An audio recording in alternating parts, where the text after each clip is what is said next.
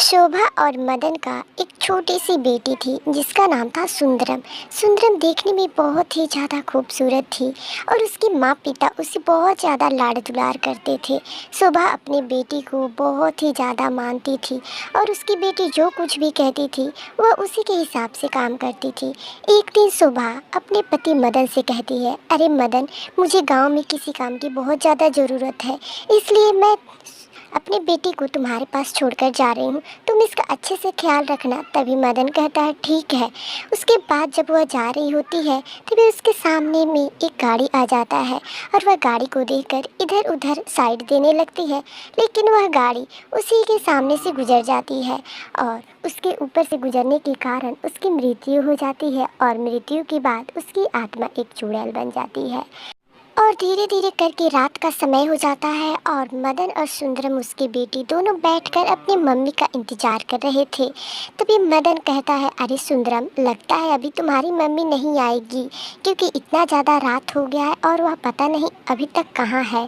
तभी उसकी बेटी कहती है, अरे पापा, मुझे तो बहुत ज़ोर की भूख लगी है, चलो खाना खाने चलते हैं, तब तक मम्मी अपने आप आएंगी। फिर उसके बाद मदन और सुंदरम दोनों जन खाना खाने चले जाते हैं, लेकिन रात का समय हो जाता है और वह नहीं आती है। धीरे धीरे करके ऐसे ही बहुत दिन गुजर जाते हैं। तब मदन एक दिन बैठकर सोचता है, अरे मेरी बेटी घर पर अकेले रहती है, मुझे दूसरी शादी कर लेनी चाहिए क्योंकि वह घर पर अकेली नहीं रह सकती है, उसको कौन देखेगा। फिर उसके बाद वह अपनी दूसरी शादी कर लेता है। जब सुंदरम की सौतेली माँ आई थी तो उसे बहुत ज़्यादा प्यार करती थी और जब मदन वहाँ पर रहता था तो वह बहुत ही ज़्यादा उसे अच्छे से लाड़ दुलार करती थी और बिल्कुल अपनी बेटी के जैसा मानती थी।